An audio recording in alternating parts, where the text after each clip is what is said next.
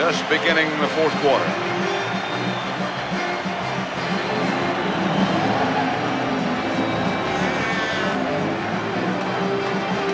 This man's team just hasn't had the ball much. And I'll tell you, that man, though, he'll coach it right down to the end. There's not a heck of a lot of coaching you can do when you have things like this happen to you, but he's going to coach this fourth quarter like he's never coached any other fourth quarter in his life.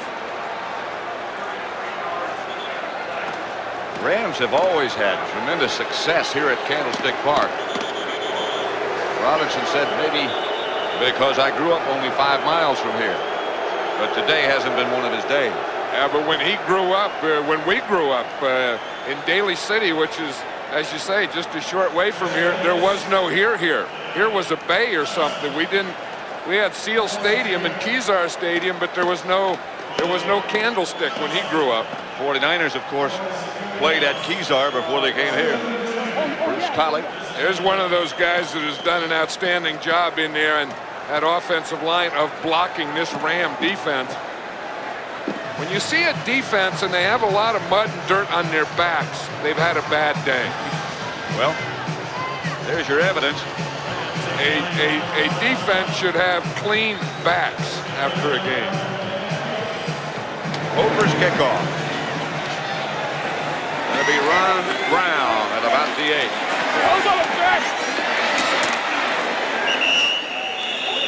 Out to the 36 where the Rams will take over after that 27-yard return. Stopped by Hendrickson. Yeah, one of the things that Eddie DeBartolo did so well was when this team needed players, he brought in a Matt Millen, who was a guy who has been there, who had been to a couple Super Bowl with the Raiders. He brought in a Jim Burt, high-salary guys who have been to Super Bowl, but they were able to play and bring an intensity and not have a level drop on the defense. Everett Miller. Outside the 40 to about the 43. Stopped by Darrell Pollard. 6-yard gain.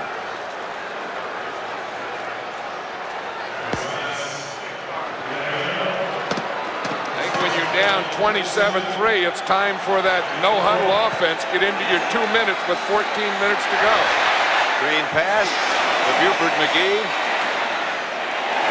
He will not get the first down. The first man there was Matt Millen. Matt Millen is a guy that studies this game, but he loves to play it.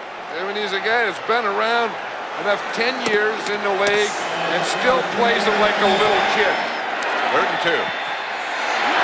Everett to Holohan. You have to have good hands, as Holohan does, to make that catch. You know, the interesting thing, when Joe Montana was the starting quarterback at Notre Dame, the 11th string quarterback was Pete Holohan. Everett, no place to go. Buford McGee was the intended receiver. Kevin Fagan put the pressure finally on Everett.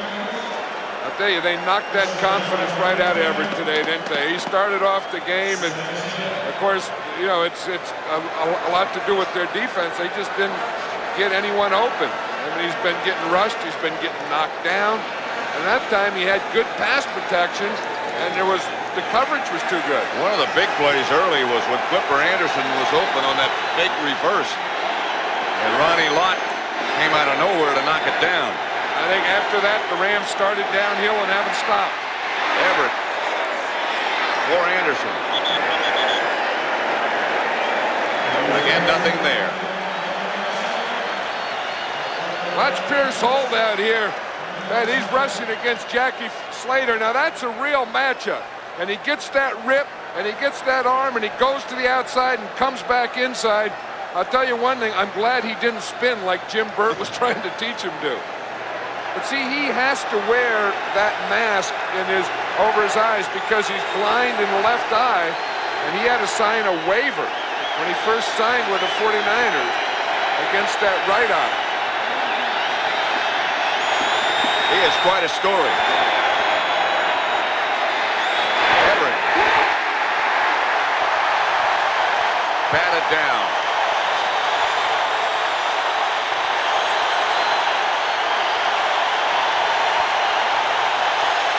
Daniel Stubbs got the hand on it. And the crowd stands for the defense. Hatcher back to opponent. John Taylor back deep at the 15-yard line for the 49ers.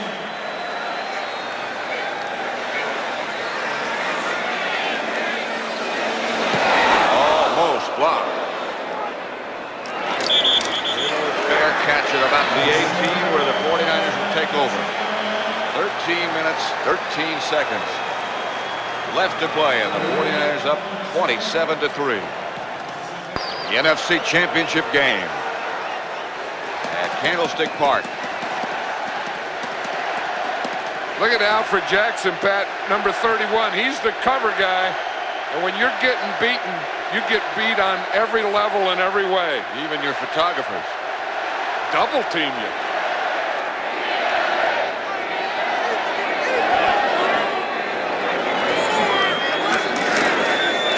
Rathman gets the carry over the left side.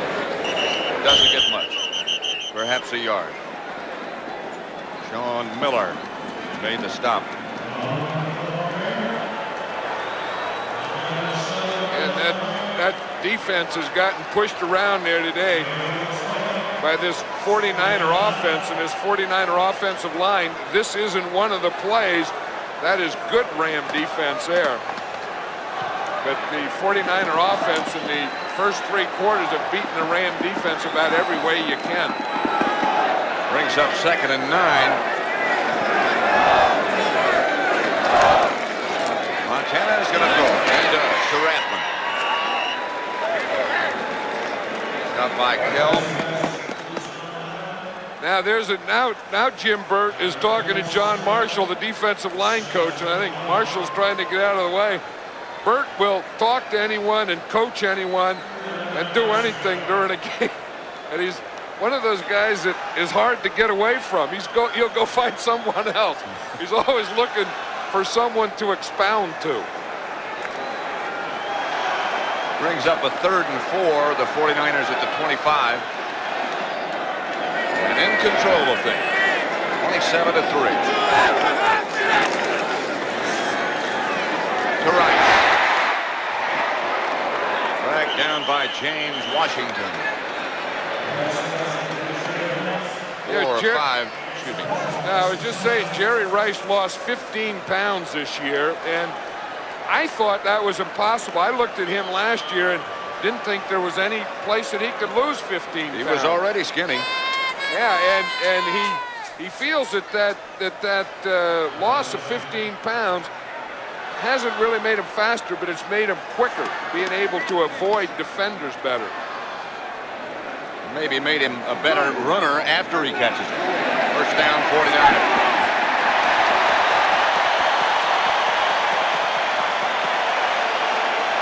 This is what it's like for a nose tackle in there. You get hit by the center, who's big and strong himself, Jesse Sapullo, and then you get help. You start off with a double team. That's the way things start, and it doesn't get any better. Poor Alvin Wright never got off the line of scrimmage.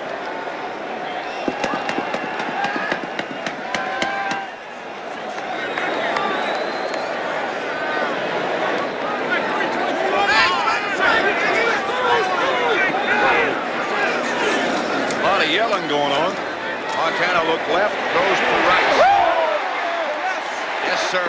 Rule to catch.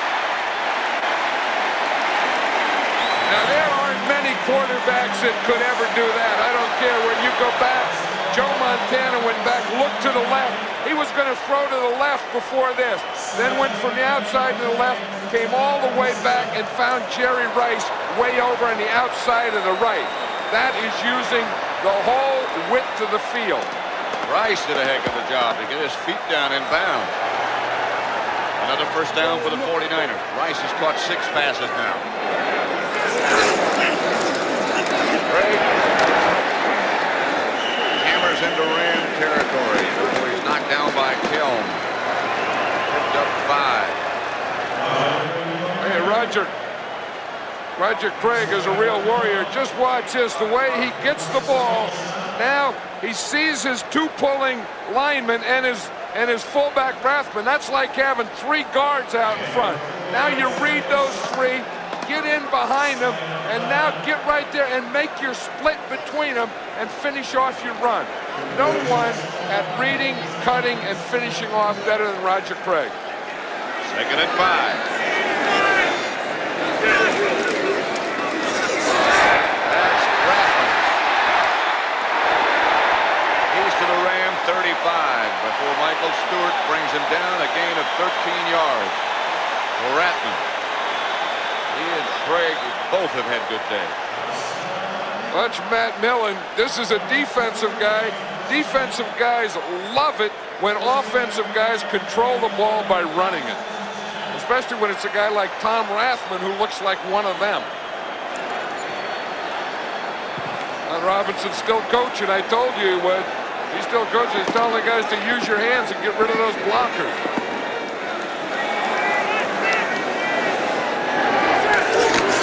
Montana to Terrence Flagler.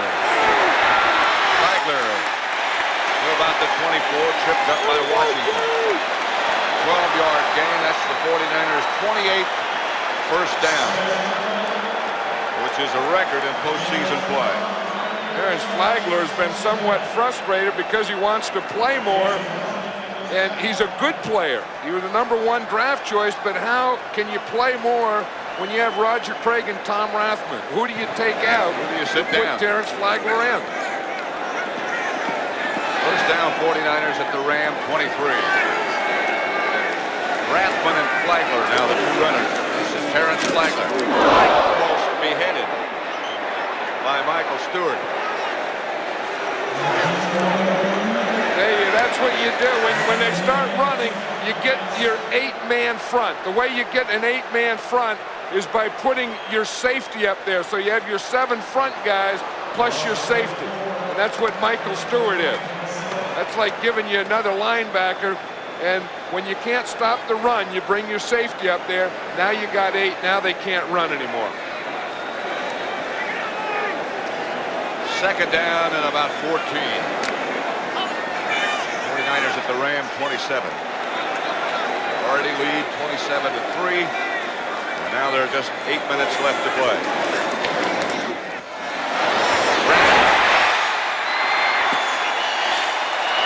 To about the 14. Again, stopped by Stewart. You know, it's getting to be a big thing, Pat, in his footballs. Now they have the screens at the stadiums, so now the players are starting to watch the replay on the screens. Rathman down after that last play, a gain of 12. There was something that he's the lead guy here, and they're sneaking him out, and he becomes a pass receiver here. And if something happens right at the end of the run after he catches the ball, I don't think it's that first hit there. I think it's when his head hit the ground. Watch him, he takes a whack, but watch when his head hits the turf. And he landed on top of the ball also. That's Tom Rathman who got the wind knocked out of him, it appears, on that play, the last play. And now seems okay, but he took up a lot of turf. That's a shot of a football player. Flagler cuts inside one block, has got a first down inside the 10. Joe Montana's going up to break up a fight. I can't believe it. They're starting a fight between 2 linemen, and Montana runs up there and get in the middle of it. A lot of people don't even think Montana should be in the game now, 27-3. Although I believe you should. I believe you have a game. It's a championship game. There's only one way to play. You don't worry about getting guys hurt. You go out and play it, and you finish it off. Montana has had some day. 26 out of 30, 262 yards, 2 touchdowns. Doesn't get much better. First and goal at the 8. Flagler again. To about the 4, taken down by Stewart. Gain 3. I think once you're going to the Super Bowl and you know that, you want to play. Once you've worked hard all day to get the other team in this position, you want to be in there, you want to stay in there. You got 2 weeks between now and the Super Bowl, and football to great players is always fun. But when you get in this situation, I'll guarantee it's the most fun. It's the NFC Championship game with the 49ers, the Super Bowl champions, trying to repeat.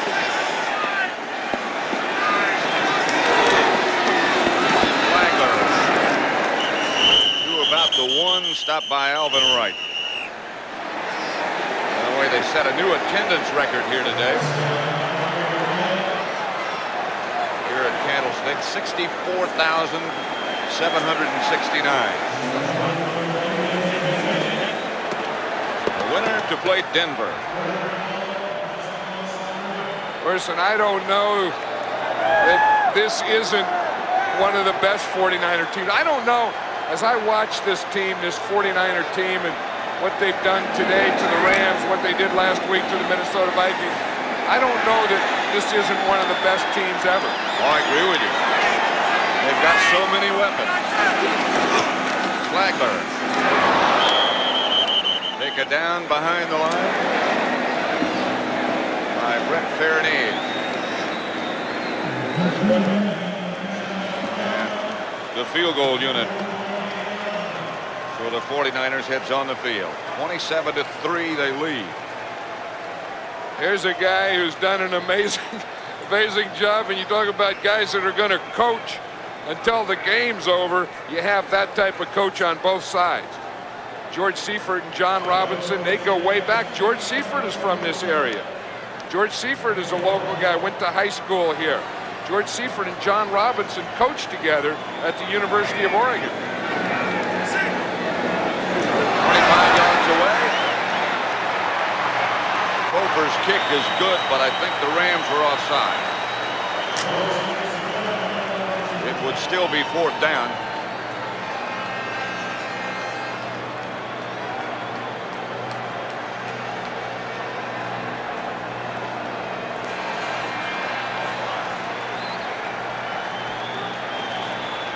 Say it's against the Rams.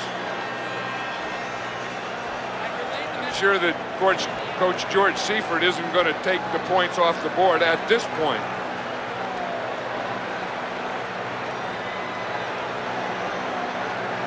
Joe Montez is going to ask, do you want the field goal or not? I'm sure George Seifert will take the field goal.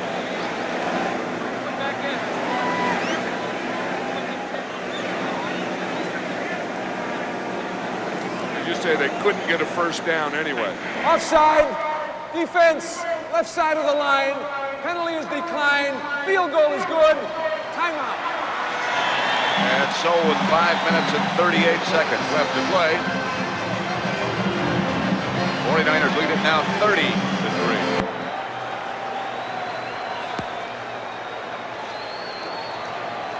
NFC Championship looks like it's going to belong again to the San Francisco 49ers.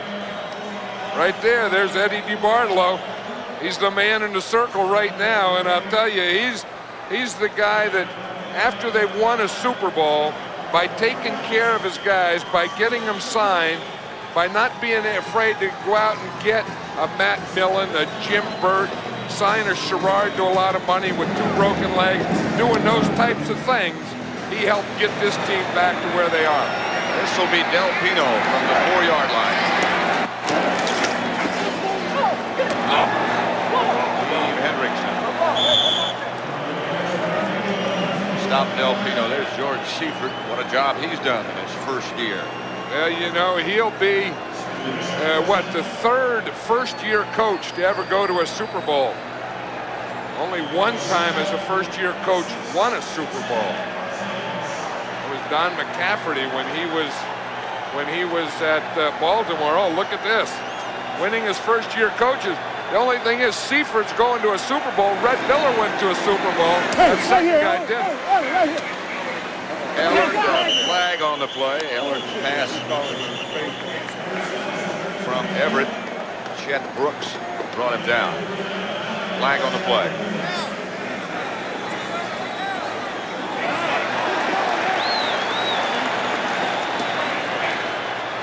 Bowl coaches in their first year. Don McCaffrey. Press interference. Number 84. Offense. First down. When they beat the Dallas Cowboys on the field goal by Jim O'Brien. And then Red Miller went. Of course, I was when Denver, as a coach of Denver, and they lost to Dallas. There's some happy guys. I mean, you see that Roger Craig down there in Rathbun? They look like two guys who have really been through a good old-fashioned football game. You know, not one of these things they play in domes or in sushi bars, but I mean a real old-fashioned hitting and stuff game. First and 20. Everett. Buford McGee was the intended receiver. Heat was put on by Larry Roberts. We were talking to Jackie Slater last night about Larry Roberts, and he said he's put on like 20 or 25 pounds of all muscle. He said that's all muscle, and he's gotten to be a lot stronger guy and a lot better power rusher. I don't know that that's all muscle. I don't know if I buy that entirely. Holohan, after a gain of 4, paid the price, hit by McKyer.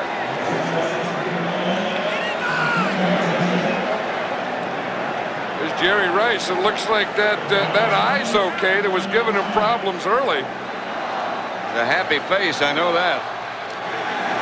Third down. Everett Davis. Chet Brooks back there with Flipper Anderson. It's incomplete.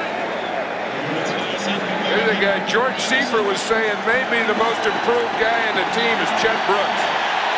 He's a guy like having another linebacker out there. He loves to hit. I think Chet Brooks is going to be in the All-Madden team. That guy there was last year. Wallace was on the All-Madden team a year ago. I think one of the rules that a lot of people don't understand about the All-Madden team is that you have to have seen them during the course of the year. Almost blocked. Maybe deflected.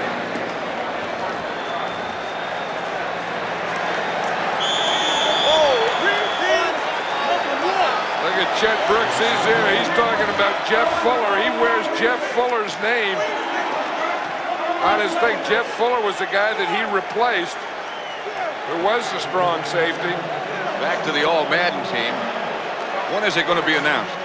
Well, the thing is, it's going to be announced next week, but see, we scratched out this last week. Now we got to get rid of this. It's just the 6-1. You know, it shouldn't be annual. We don't know what. Just 6-1 next Sunday right here. We ought to have all that stuff, all that data we put in the computer ought to be regurgitated. We'll be in New Orleans. New quarterback for the 49ers. Young, new backs, Flagler. Can't quite get around the corner. Stopped by Leroy Irvin. Picked up 3. The coordinating producer of the NFL on CBS is Charles H. Milton III. This game produced by Bob Stinner, directed by Sandy Grossman. The NFL Today produced by Eric Mann, directed by Duke Strutt. Senior producer David Winter, and the executive producer of CBS Sports, Ted Shaker.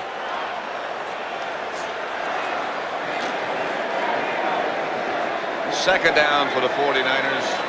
3.5 minutes left to play. They lead 30-3.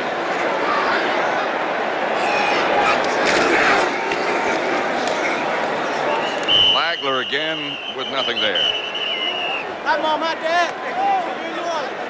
Yep, see you in New Orleans. You know, it was interesting. We did a thing on the 49ers early, and I remember Ronnie Lott saying at that time that what we would like to do is get back to the Super Bowl again, and we'd like to approach this year like the Los Angeles Lakers. I think it was interesting seeing Magic Johnson walk off the field when he didn't say like the Pittsburgh Steelers or the Miami Dolphins. He said, we would like to be the Lakers of the NFL. You know, say you're going to win it again. Say you're going. Don't be afraid to say it.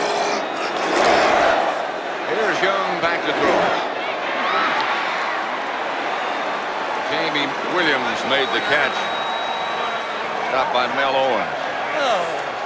This telecast is presented by the authority of the National Football League and is intended for the private use of our audience. Any rebroadcast broadcasts or other use of this telecast without the express written consent of the San Francisco 49ers and the National Football League is prohibited.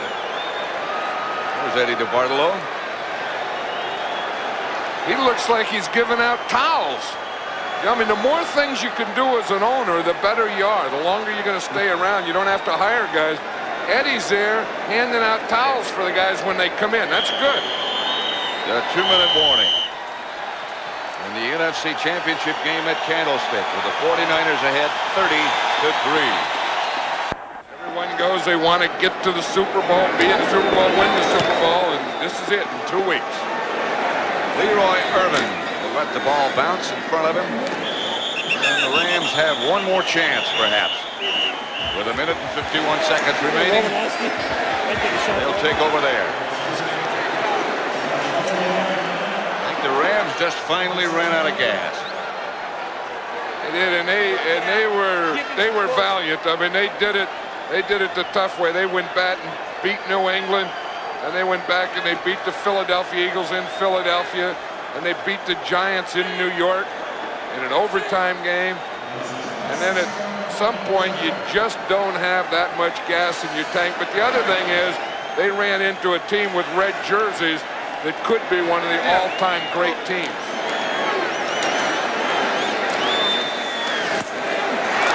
Cleveland Gary loses the handle. The ball belongs to the Rams. Well, he hit the official there, number 103. He ran into him. This is frustration now. That was Duval Love, number 67. He was just going to get someone.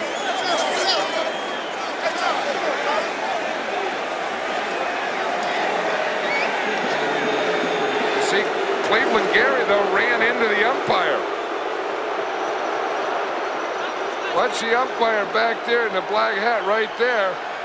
He's trying to get out of the way. It looked like the umpire knocked the ball out of Gary's hands. Henry Ellard made the recovery. Uh-oh. Oh, Seifert getting the old bucket trick. Bubba Parrish. Yet? No, he doesn't know it. He won't. He's a first round cut. Oh, I got him.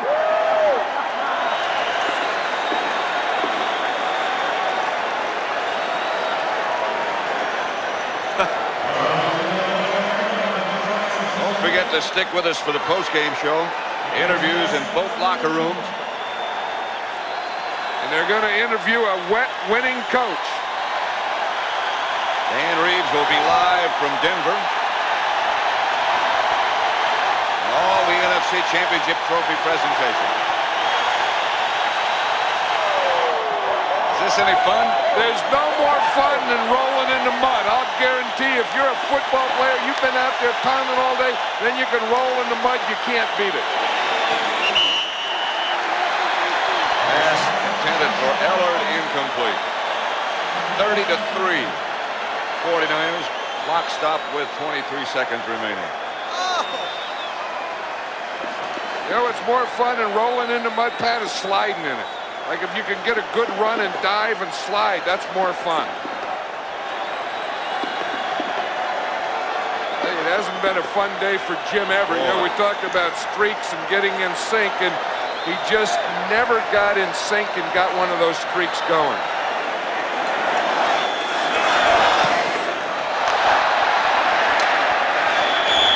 Hatcher's punt sails out of bounds. The 49ers have 18 seconds. There it is. Isn't that something, though? The only team the 49ers have not defeated in the 1980s are the Denver Broncos. That's the least of the 49ers' worries right now. Bert saying, I'm going back to a Super Bowl. And the Super Bowl he went to was, of course, as a member of the Giants, and they beat Denver. Chet Brooks said, George Seifert, he's not watching the end of this game. He's going and starting the celebration. Steve Young will just kneel.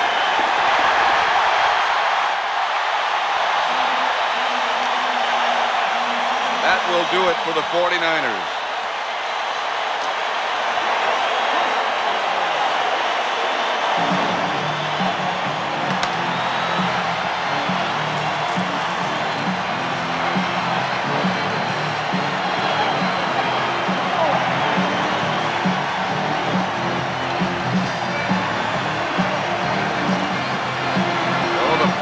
Score is the San Francisco 49ers 30, the Rams 3. Stay tuned next for the NFL Today postgame show, where we'll hear from both locker rooms and have the NFC Championship trophy presentation.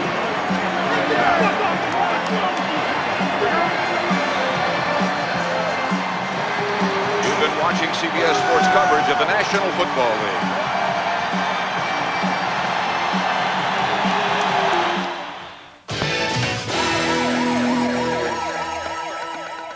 Welcome back. So it's Denver versus the 49ers at the Super Bowl in New Orleans. Danny, you pointed out that Joe Montana wasn't very dirty when they were sliding in the mud.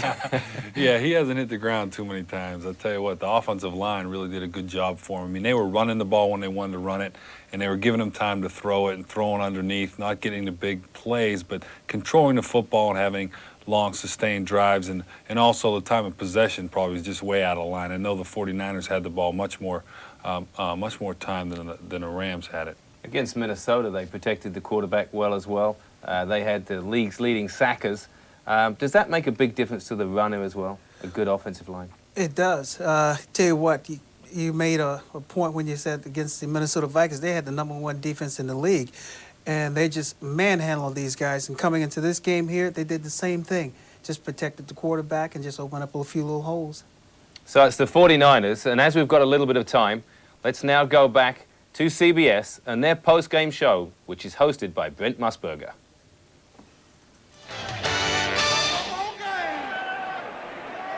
Another classic performance by the San Francisco 49ers, and they head back to the Super Bowl. Welcome, everybody. I'm Brent Musburger. We should pass along some basic information. First of all, the Super Bowl in 2 weeks down in New Orleans. And the San Francisco 49ers have been established, according to Danny Sheridan, who will have the story of the USA tomorrow, as a 10-point favorite over the Denver Broncos. And why not, I guess. Let's bring in Mike Ditka and Dick Butkus now. And Mike, I'll tell you, this was an old-fashioned beating that the 49ers handed out here today. You know, we said earlier, Brent, that they were the best team in football, and I think they truly proved that today. Again, it's very easy to give all the praise to the offense, and their offense played an outstanding game, but the defense is what made it all happen early in the game when they kept the Rams out of the end zone, made them settle for 3, and then they just took the football game away from them after that. But I tell you what, as far as the 10-point spread is concerned, the Broncos are going to do darn well. Dan's going to have them ready to play. Nick, were you surprised at how the Rams sort of came up flat here this afternoon? Well, you know, we talked earlier about stopping the running game and not allow Montana to maintain possession because he's so skilled at finding people open.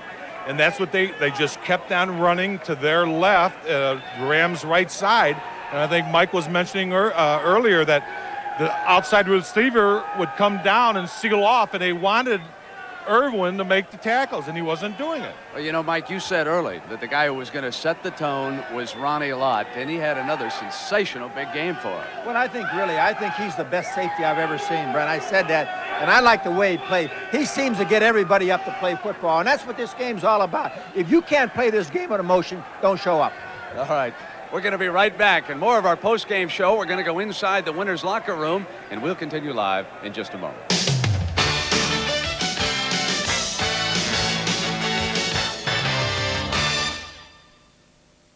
Back to Brent in just a minute, but Walter, there were two fellows with Brent Musburger. I think you know them. Who were they? Well, one of them I knew as Dick Butkus, but the little chubby guy is kind of hard to figure him out. I think somebody said it was Mike Dick, but I'm not sure. I think it was. You know what he said? You know, Denver is being a 10-point underdogs in this game. You know, that might play into Denver's hand. It might be a good plus for them because they got nothing to lose, and they can come in with the attitude, hey, we can play just as good as anybody else. And I'm thinking that this Super Bowl is going to be a very interesting one. Do you think maybe Mike is porking up a little bit for the booth? to join John Madden. I tell you what, it wouldn't be enough room in there if he gets as big as Madden. God. Danny, they're saying Denver 10-point underdog. Is that fair?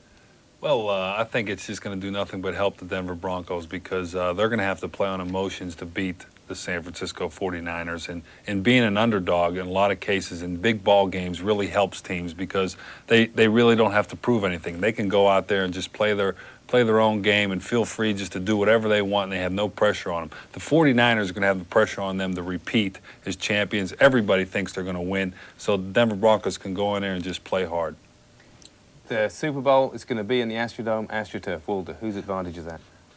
I don't know. You know, both of these teams, their home field is grass, but what Dan said, the 49ers, they play the New Orleans Saints twice a year. Well, I'm going to cut you off, Walter, because we're going back to Brent Musburger. And I'm going to cut you off, too. So the San Francisco 49ers head to their 4th Super Bowl since 1981 with another classic performance here. And Joe Montana now has gone 2 years and 5 playoff games without throwing a single interception. Let's go inside the winner's locker room, and here's Irv Cross. Irv? Brent, nothing but smiles here, and you can imagine why, but let's get the business out of the way first to present the George S. Hallis Trophy to the newly crowned National Football Conference champions. We have Virginia Hallis McCaskey here and her husband, Ed. This is the 6th presentation of the George Hallis Trophy. It's the 3rd presentation to the San Francisco 49ers, and the 1st presentation to your rookie coach, George Seifert. Congratulations to all of you, and you especially, Eddie, on your fine organization and all your wonderful players. Good luck in 2 weeks. Hey. Thank you very much. Thanks, Mrs. McCaskey. Thank you, Ed. Thank you so much. Thank you. This belongs to George and the team. Guys, you deserve it. Eddie, everybody, of course, talks about back-to-back Super Bowls. You know, the Pittsburgh Steelers did it in '79 and '80. Your hopes, I guess, are to do it again. Our hopes are just to play the type of game we can play, Irv, and these guys are capable of a lot of good things. I'm just really proud of the team. I know you're highly superstitious. Did you have any kind of good luck charms hanging around you today? George. he was the best luck charm I could have. Well, and the team. Thanks Thank for being you, with Irv. us. Thank Coach, you. Coach, to step in here, and congratulations to you. Thank you very much. Rookie head coach, winning your first conference championship on your way to the Super Bowl. Well, got it we're all excited. going. Well, we do. We've got an excellent football team. They played their hearts out against a very, very fine Ram team, and we're just prouder than heck of our players, and we're looking forward to the next ball game. Well, Coach, you know, you're the first head coach of the San Francisco 49ers, who's a San Francisco native. Does winning here mean a little bit more to you, perhaps, than some other places? I don't know if it means any more, but it certainly is sweet. There's no question about it. I'm sure it means a great deal to these players and to the rest of the coaches in our organization. I'm just proud to be part of it. Well, again, the big question, back-to-back repeats in the Super Bowl. You had a lot of changes on the staff here. You're the new head coach. Bill Wall stepped down. The burden's on your shoulders now. Well, the burden's on all of us, and we accept that, and we look forward to it. All right, coaches, hang in here with us in just a few minutes. We're going to have Brent Musburger come back to us after we get a hold of somebody in Denver who wants to talk to you. Brent? All right, Irv, thank you very much. And let us bring in live the head coach of the Denver Broncos, Dan Reeves. Dan, congratulations on your victory today. You had to get yourself a little shooting match, didn't you, in that game? Well, we did, Dick, and it was not something that was expected by me. I thought it was going to be a very tough defensive ball game, and, you know, it ended up being a big scoring match. But when John Elway makes the type of plays that he made today, anything's possible. And I just thought it was a great team effort on our part because there was a lot of turning points. Momentum switched several times in the game. We're just glad to have the opportunity to go back and represent the American Football Conference. Dan, I don't think too many football men really envy you in a couple of weeks. If George Seifert has a headset on inside that locker room, here's your chance, Dan. You're a 10-point underdog. Anything you want to ask Coach Seifert after that marvelous victory by the 49ers? Well, first of all, I'd just like to congratulate George. What he's done this year is really amazing. He had a great football team, but to repeat is something that hasn't been easy to do in the National Football League through the years. And my congratulations to George. They've done a super job, and it's not very often that the two best teams during the regular season end up in the Super Bowl, and we had the best record and they had the best record in the NFC, and so it's come down to a matchup, and we will show up. George, your thoughts about the Denver Broncos and Coach Reeves? Well, again, just as Dan said, we'd like to congratulate Denver. I mean, they've been a great football team. We've had a heck of a rivalry with Denver over the years, despite the fact that we're not in the same league with them. And with John Elway and their fine offense and the defense, the way they're playing right now, I'm sure that we'll have our hands full in the ball game. Should be a great football game with the style of both of our teams. And we'd like to congratulate Denver because we know they had to beat a tough team, just as we had to beat a tough team today to get to this point. Danny, let me ask you a question about the burden of the Broncos never having won a Super Bowl. How much pressure will the team feel now in getting ready for this one against San Francisco? Well, you know, certainly there's been a lot made out of the fact that we've lost 3 Super Bowls in Denver, and I haven't seen any of those fans that people keep talking about that don't want to go back and be embarrassed in the Super Bowl. I can promise you this, Dick, we will have, I think, a very good football team coming to play the 49ers. We've had some success against the 49ers over the last few years, and it's a tremendous challenge. I didn't see any weaknesses in watching the game today. They completely dominated both the Vikings and the Rams, and those are 2 great teams. So we got our work cut out for us, but we got 2 weeks to get ready for them, and we'll be ready once the Super Bowl rolls around. All right, so congratulations to both coaches, and we'll see them in a couple of weeks down in New Orleans, and we'll come back in just a moment.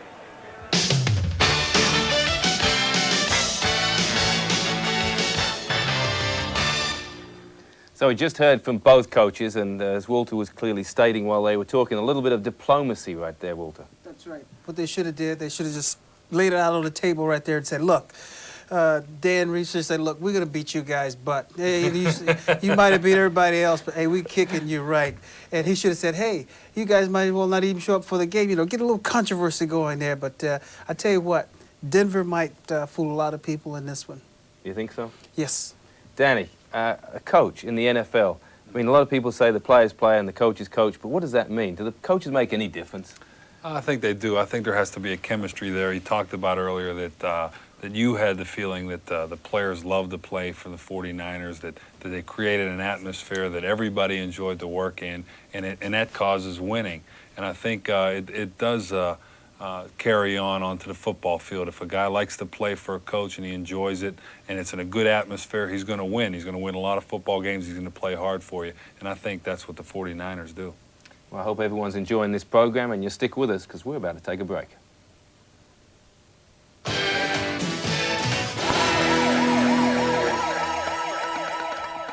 Welcome back, everybody. Earlier on today, we saw the end of the AFC Championship game between the Denver Broncos and the Cleveland Browns. So now let's take a look at the highlights from that game.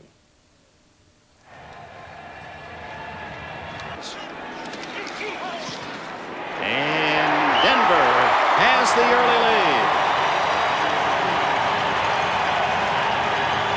Officially a 29-yard field goal for David Treadwell.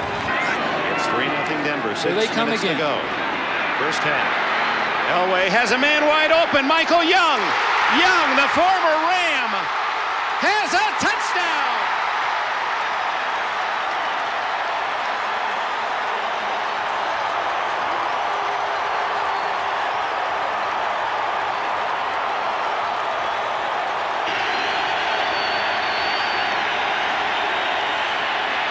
Safety blitz.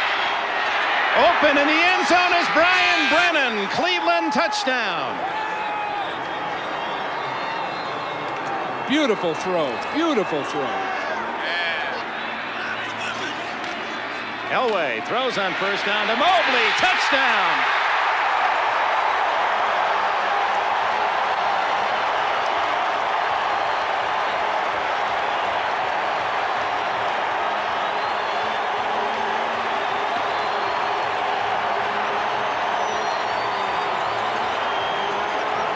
Mobley was split outside, and Dave Grayson went out to cover him. So you had a linebacker and a big tight end. Grayson not used to being outside and covering someone like that. Lost Mobley at the line of the scrimmage, and it was a beautiful throw by Elway. Excellent tactics. I'm sure they had this play by last Tuesday. They knew they were going to use it at that point on the field. Treadwell adds the extra point. It's 17-7, an 80-yard drive in 6 plays, and the 6'5" Mobley gets the touchdown, his first of the year. Elway's dropping back, We don't get a real good look at it, but you see Mobley has a full 2 steps on Grayson when the ball comes down. Oh, it may be a high-scoring game after all. 8 minutes to go in the third. So John Elway comes to the sidelines. There's his backup, Gary Kubiak, with Dan Reeves. They don't want to squander this chance. 3rd and 7, of course, looking for a touchdown that might well put Cleveland away. The Browns trying to hold and force the field goal. Kubiak is not only a backup and a very able backup, one of the best in football, but he's also a great help with Reeves on the sideline. He knows the game plan as well as Reeves or Elway, maybe even better, because he has all that time to study it. He's going to be a great coach at some point if he'll deal with a financial change in his life. 3rd and 7. The handoff to Sewell. He's going to throw. To Elway. Incomplete. Felix Wright was there. A flag is down. That play worked against the Raiders in the opener of the season a couple years back. Something was spotted right away. And holding against Cleveland. 1st down, Denver. Well, would it have been holding on Elway? We'll find out.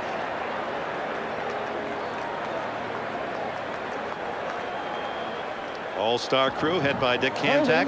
Defense number 29, 5-yard penalty, 1st down. Bud Carson out on the field would like an explanation of that. Perhaps we can see what Dixon did. Well, Dixon was on the line right here. He's going to hold at the line of scrimmage, according to the officials. He's got a shirt. He's got a jersey. Just can't do that. Pulling the shoulder pad right out of Vance Johnson's jersey. Especially a jersey, they see it pulling right off. Winder on the handoff, sweeping outside. Touchdown.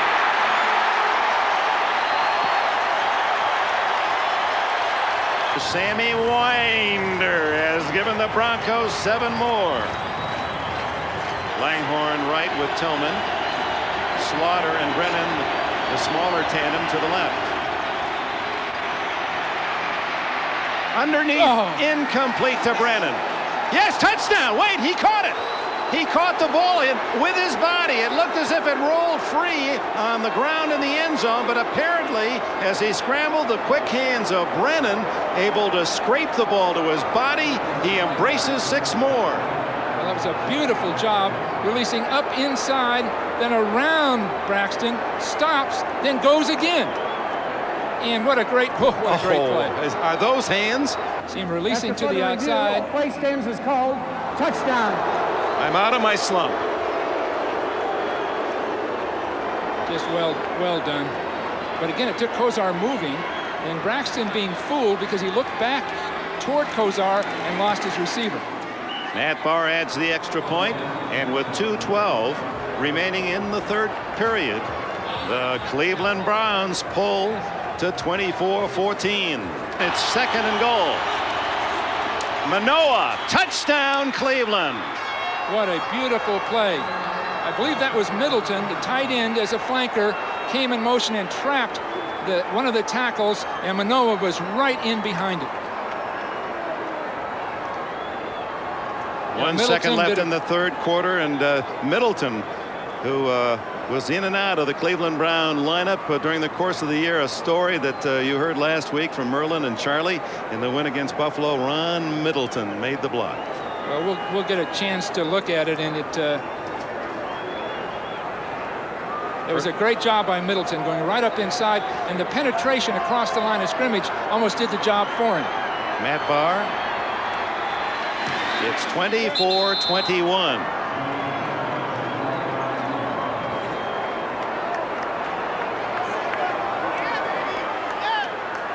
That was a good job of Manoah hitting up inside, and what a wild game we're going to have, because both teams can now throw the ball. You'll see Middleton coming in motion here and attempting to trap, but the penetration is up the field too far. But the key block is right here on the linebacker coming to make the stop. So you'll see him in motion, right up inside, going to the ground. But look at the block on the linebacker right there by Ted Banker, the left guard. Beautiful job. On 2nd and 12. Down the middle, wide open is Winder. Sammy Winder, all the way, touchdown.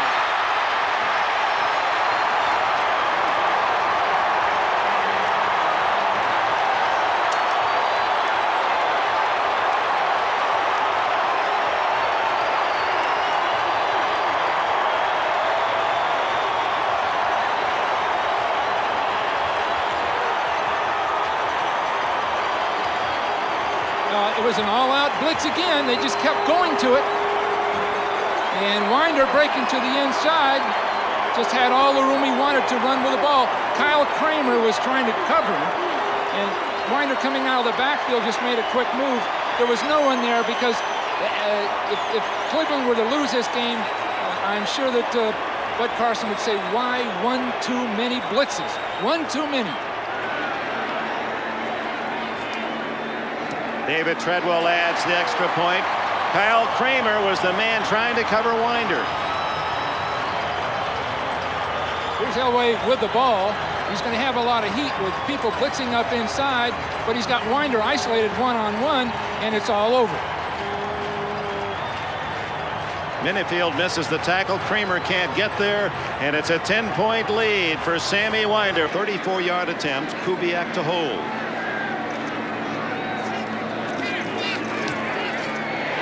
That's why he's going to the Pro Bowl inside the 40, almost automatic. 34-21 Denver. Treadwell from 31 yards.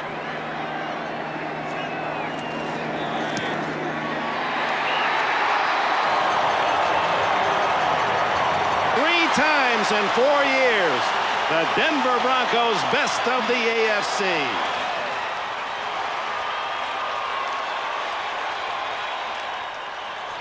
So it's the Broncos and 49ers in Super Bowl 24. We're about to take a break. When we come back, it'll be Rice and Montana being interviewed.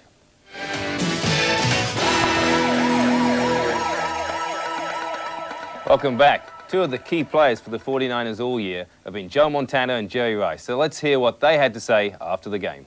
The 49ers, of course, you talk about the Montana to Rice combination. Jerry, come on, get in here. But, Joe, right off the bat, you've just been red hot all season and continued right through the playoffs.